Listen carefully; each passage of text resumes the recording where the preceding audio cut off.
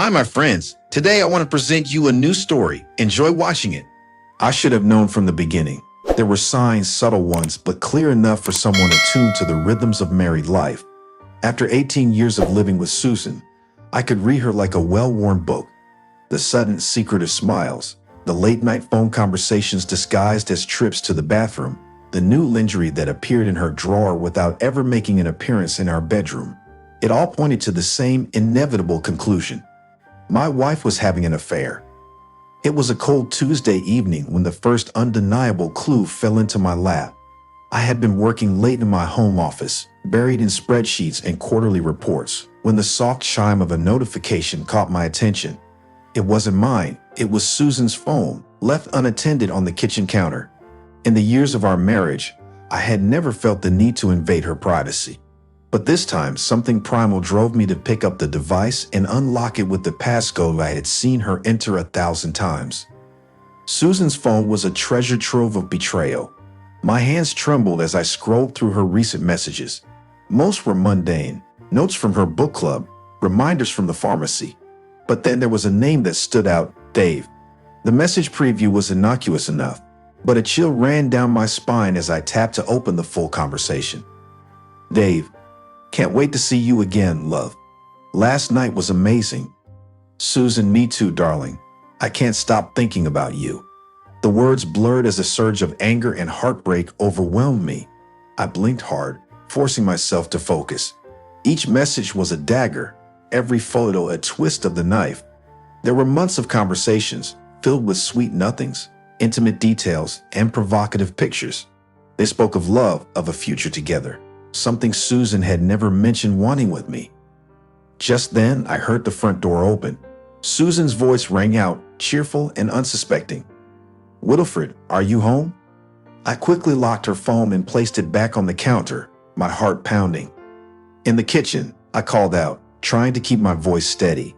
She walked in, a grocery bag in each arm, and smiled when she saw me. Working late again? Yeah, lots to do, I replied, forcing a smile. Need any help with those? Oh, I've got it, thanks, she said, setting the bags down. I'm making your favorite tonight. Thought it might cheer you up. My favorite. A pathetic attempt at appeasement, at keeping up appearances. I watched her move around the kitchen, her actions now tinged with a deceit I couldn't unsee. I needed a plan, something more than just a confrontation. Confronting her would be too simple, too quick. No, I needed something more satisfying, more devastating. I needed to ruin her life, just as she had ruined mine. That night, as Susan slept soundly beside me, I lay awake, staring at the ceiling. The plan began to take shape, dark and methodical. The first step was to gather evidence. I downloaded an app that allowed me to spy on her text, a decision that felt as though I was stepping into a darker, more sinister version of myself. But the path of revenge is never a gentle one. Every night, once Susan was asleep, I would sit in my office, scrolling through her conversations with Dave, screenshotting every incriminating word and image. They spoke of love, of a future together. They shared intimate details that made my stomach churn. But I read it all, absorbed it all, and saved it for what was to come. One night, a particularly intimate exchange between them made my blood boil. Dave, I can't wait to hold you again. Being with you feels so right. Susan, me too. I feel like I finally found where I belong. I had to bite my lip to keep from shouting in anger. How could she say that? After nearly 2 decades together, after everything we'd been through, I slammed my laptop shut and took a deep breath. The rage was blinding, but I needed to stay focused. This wasn't just about revenge. It was about meticulously dismantling the life she thought she could have, piece by piece. A few days later, I decided to test the waters. Over breakfast, I began to lay the groundwork for my plan. Hey, Susan, I said casually, not looking up from my newspaper. Do you ever feel distant from me? She looked up, surprised. What do you mean?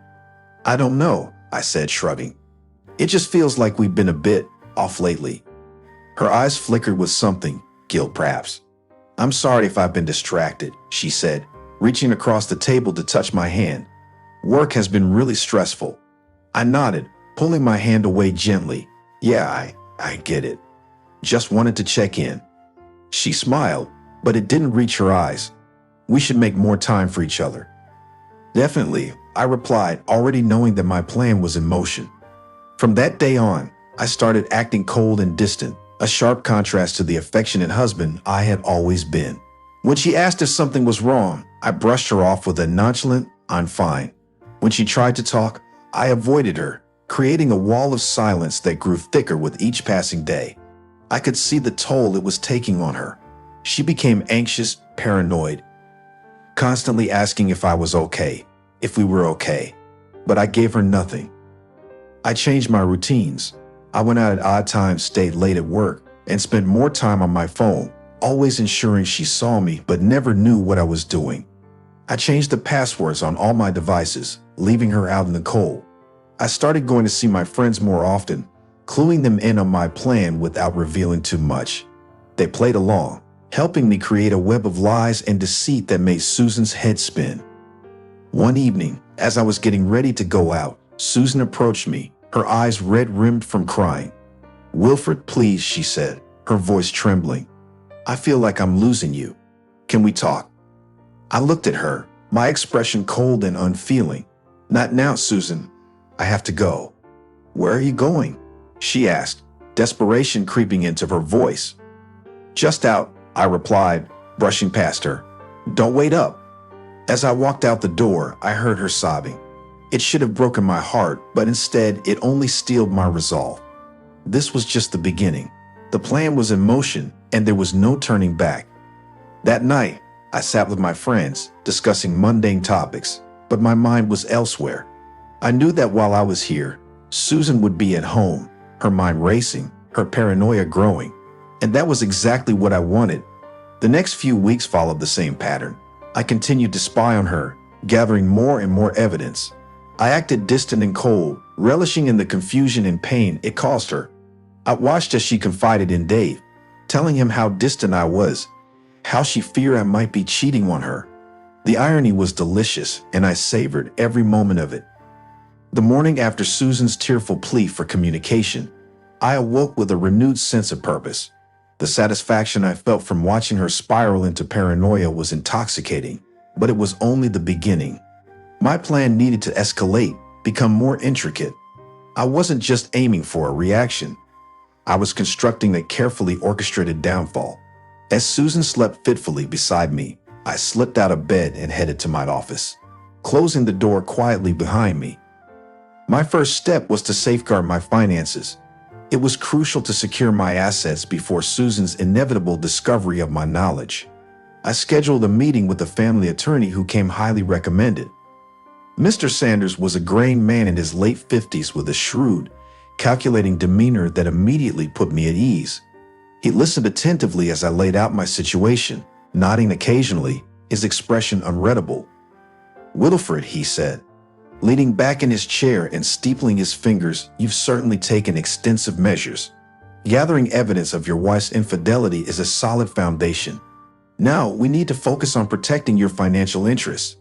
"I've already begun moving money out of our joint account," I replied. "I also started looking for an apartment." "Good," Sanders said. "We'll draft a preliminary separation agreement. In the meantime, keep meticulous records of every transaction. We'll need them if she contests anything in court." I nodded, feeling a sense of grim determination. As I left Sanders' office, my phone buzzed with a message from Susan, asking when I would be home. I ignored it, savoring the thought of her sitting alone, wondering, waiting. That evening, I continued my charade of cold indifference. Susan's attempts to engage me were becoming more desperate, more frantic. As I sat at the dinner table, pushing my food around my plate, she reached out, her hand trembling slightly. "Wilfred, please, talk to me. What's going on?" I looked up, meeting her eyes with a blank stare. "Nothing's going on, Susan. I'm just tired." "Tired of what?" she asked, her voice cracking. "Of me?" I shrugged, the indifference in my gesture twisting the knife deeper. "I'm going out," I said abruptly, standing up. "Don't wait up." As I left the house, I could feel her eyes on me, filled with hurt and confusion. The satisfaction of watching her unravel was a balm to my wounded pride. I drove to my friend Azzy's house, knowing I needed to keep up appearances. AZ had been a confidant since high school, and I trusted him implicitly. AZ greeted me with a knowing smile. "How's the plan coming along?" "Better than I could have imagined," I replied, sinking into the couch. "She's losing it. The paranoia is eating her alive." "Good," AZ said, handing me a beer. "She deserves every bit of it. What's next?" "I need to escalate," I said, taking a sip. "I've been thinking about involving Na. Susan's always been insecure about her." AZ raised an eyebrow. "Na's in on this." "She will be," I said with a smirk. "I'm seeing her tomorrow. I'll fill her in." The following day, I met Na for lunch. We sat in a quiet corner of a cafe, the buzz of conversation around us providing a comforting white noise. Na listened intently as I explained my plan, her eyes widening with each detail. "Wilfred, this is intense," she said finally, "but I'm in. What do you need me to do?" "I need you to help me make Susan even more paranoid," I said. "We'll take some photos together. Make it look like there's something going on between us. Post them on Facebook. Make sure she sees them." Na laughed, a mischievous glint in her eye. "Consider it done."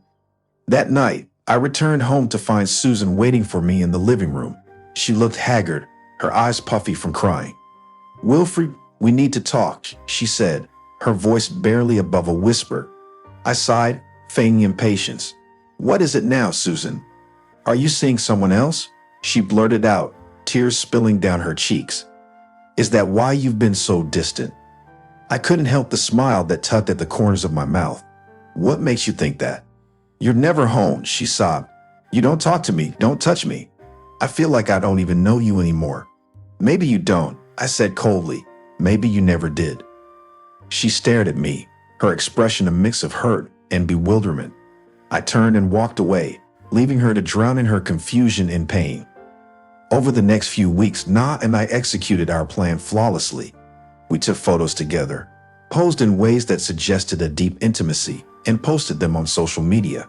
The reactions were immediate and gratifying. Friends commented, speculated, and gossiped. I knew it was only a matter of time before Susan saw them. One evening, as Susan and I sat in tense silence in the living room, her phone buzzed with a notification. She picked it up, her eyes widening as she scrolled through her feed. She looked at me, her face pale. "Wilfred, what is this?" she demanded, holding up her phone to show me a photo of Na and me, our faces closed, laughing at some private joke. "Just a friend," I said nonchalantly. "Why? Does it bother you?" She looked at me, her eyes filled with a mix of anger and desperation. "You know it does. Why are you doing this?" "Why did you do it, Susan?" I shot back, my voice ice cold. Her face crumpled, and she burst into tears. "I'm sorry," she sobbed. "I never meant for any of this to happen." "Too late for that," I said, standing up. "I'm going out. Don't wait up." As I walked out the door, I felt a surge of triumph. Susan was unraveling, her world falling apart piece by piece. But this was only the beginning. The final act of my plan was still to come, and it would be the most devastating blow of all. In the following days, I continued to gather evidence, meticulously documenting every conversation, every detail. I contacted Susan's colleagues, subtly letting slip hints of her infidelity, planting seeds of doubt and gossip. The whispers grew, spreading through her workplace like wildfire. Susan's professional life, once pristine, was now tainted by scandal. One evening, as I sat in my office, reviewing the latest messages between Susan and Dave, I noticed a shift in their tone. Susan was pulling away, her responses curt and distant. Dave, sensing the change, was growing desperate. "Dave, what's wrong, love? Why are you being like this?" "Susan, I can't do this anymore, Dave. I'm losing my mind. Wilfred knows something is up." "Dave, don't be ridiculous. He doesn't know anything." "Susan, you don't understand. He's different. Cold, distant. I think he's seeing someone else." "Dave, you're being paranoid. We need to see each other. Talk this out." "Susan, I can't. Not now." I leaned back in my chair, a satisfied smile playing on my lips. The cracks in their relationship were beginning to show, and it was only a matter of time before they shattered completely. I saved the conversation, adding it to my growing archive of evidence. The next step was to reveal Susan's infidelity to our family and friends. I arranged a dinner at our house, inviting her parents, siblings, and a few close friends. Susan seemed hopeful, thinking this might be a step towards reconciliation. Little did she know it was the stage for her public unmasking. As we sat around the dinner table, exchanging pleasantries, I stood up, raising my glass. "I have something important to share," I announced, my voice steady and commanding. All eyes turned to me, including Susan's, her expression a mix of curiosity and anxiety. "I've recently discovered something that has shaken me to my core," I continued, looking directly at Susan. "Susan has been having an affair." The room fell silent, the air thick with shock and disbelief. Susan's face turned white, her eyes wide with panic. "Wilfred, what are you talking about?" she stammered. "I have proof," I said, pulling out a stack of printed messages and photos. Months of messages between her and a man named Dave. Intimate conversations, plans for the future. It's all here. I passed the stack around the table, watching as our family and friends read the damning evidence. Susan's parents looked devastated, her siblings angry and confused. Friends who had known us for years shook their heads in disbelief. "How could you do this, Susan?" her mother asked, tears streaming down her face. Susan sat in stunned silence, unable to speak. The shame and guilt were palpable, hanging heavy in the air. "This isn't just about the affair," I continued, my voice cold and unforgiving. "It's about the betrayal, the lies. I've been preparing for this for months. I've consulted with a lawyer, gathered evidence, and I'm filing for divorce." Susan looked at me, her eyes filled with desperation. The days following the dinner were a whirlwind of escalating tension and calculated maneuvers. Susan's world had been shattered, but my work was far from complete. I had set the stage. Now it was time for the final act. The morning after the dinner, I visited Mr. Sanders to finalize the divorce papers. He looked over the latest batch of evidence I had collected, nodding with approval. "Wilfred, this is an airtight case," he said, glancing up from the stack of documents. "She's not going to walk away from this unscathed." "That's the plan," I replied, a cold smile playing on my lips. "How are you holding up?" Sanders asked, his tone unexpectedly gentle. "Better than ever," I said, and I meant it. The sense of control, the anticipation of justice, it was invigorating. Later that day, I arranged a meeting with my financial advisor, Mr. Thompson. We met at a quiet corner of his office, surrounded by stacks of financial reports and the hum of low conversations. "I need to ensure that my finances are completely separate from Susan's," I told him. "I've moved a significant portion of my assets into a personal account, but I want to make sure everything is in order." Thompson nodded, adjusting his glasses as he reviewed my accounts. "We can set up new investment portfolios, restructure your assets to minimize her claim. It will take some time, but given the circumstances, I believe we can safeguard the majority of your finances." "Excellent," I said, feeling a sense of relief. "Let's get started." That evening, I returned home to find Susan sitting in the living room, surrounded by unopened boxes of her belongings. She looked up as I entered, her eyes red-rimmed and hollow. "Wilfred, we need to talk," she said, her voice barely above a whisper. "There's nothing left to say, Susan," I replied, keeping my tone even. "Please," she begged, standing up and taking a step towards me. "I made a mistake. I can fix this. We can fix this." I shook my head, the cold fury within me rising to the surface. "You destroyed everything, Susan. There's no going back." She collapsed onto the couch, sobbing. I watched her for a moment, then turned and walked away, leaving her to drown in her misery. The next day, I made an appointment with our children's school counselor, Mrs. Hughes. It was important to prepare them for what was coming and to ensure they had the support they needed. "Thank you for meeting with me, Mrs. Hughes," I said as I sat down in her cozy office. "Of course, Mr. Thornton," she replied warmly. "How can I help?" "Susan and I are getting a divorce," I said bluntly. "The children are going to need support, especially my youngest. I want to make sure they have someone to talk to." Mrs. Hughes nodded sympathetically. "I'm sorry to hear that. Divorce can be very hard on children. We'll provide counseling and support to help them through this difficult time." Thank you, I said, feeling the weight lift slightly. At least my children would have someone to turn to. As the days passed, I continued to monitor Susan's communications with Dave. Their exchanges had become strained, filled with accusations and desperation. Susan was pulling away, consumed by the fear that I was having an affair just as she had. One night, as I was reviewing their latest messages, I saw an opportunity to drive the final wedge between them. Dave, we need to talk. Meet me at the usual place tomorrow. Susan, I can't. Wilfred's getting suspicious. Dave, you can't keep avoiding this, Susan. We need to figure out what's going on. Susan, I don't know what's going on. Everything's falling apart. I decided to intervene. Using a burner phone, I sent a message to Dave, pretending to be Susan. Burner phone. I'm done, Dave. This isn't working anymore. We need to end this. Within minutes, Dave's frantic responses flooded in. Dave, what are you talking about? We can't just end this. Dave, please, Susan, don't do this. We can work this out. Dave, I love you.